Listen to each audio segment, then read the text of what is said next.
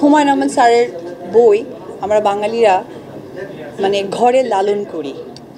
তো গত বছর ফেব্রুয়ারি মাসটা আসলে বই মেলাটা কিছুটা সময়ের জন্য আমার মনে হয় আপনারা কাভারেজ করেছেন যে বই লিখছে, কে লিখছে, কেন লিখছে। আসলে বইয়ের মধ্যেই তো আমাদের জ্ঞানের বিষয়টা থাকে, জানার বিষয় থাকে।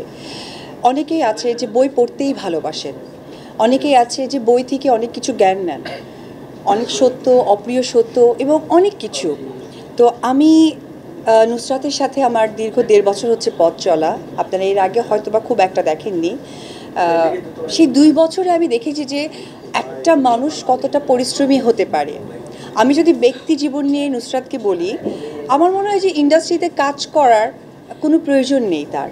কারণ আমরা সকলে এখানে আপনারা যারা আছেন, আমি সহকারে বা জয় বা পেছনে আমরা যারাই কাজ করি, তার পেছনে কিন্তু সত্যি একটি কারণ থাকে যে এটা আমাদের রুটি, এখান থেকে আমাদের আর্নিং আসবে, আমাদের সন্তান, পরিবার সব কিছুই চলবে।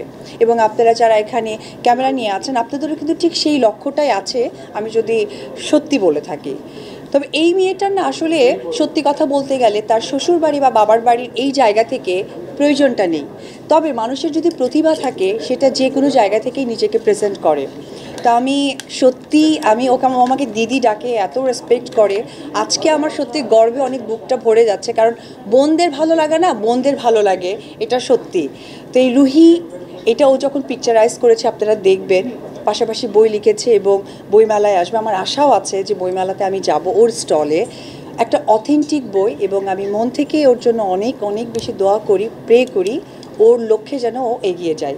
সবাই আপনারা যারা আছেন, আপনাদের অনেক ছোট, আপনারাও ক্যামেরার পেছনের মানুষ, আপনাদের হয়তো বা বলার জায়গাটা থাকে না, তবে ভাষাটা থাকে মনের। আমিও চাইবো যে আপনারা সকলেই ওর এই কাভারেজটা খুব সঠিকভাবে পৌঁছে দিবেন দর্শকদের কাছে, এবং মন থেকে দোয়া করবেন ও যেন ওর লক্ষ্যে পৌঁছে যেতে পারে। এটাই আমার বলার থাকবে। Thank you.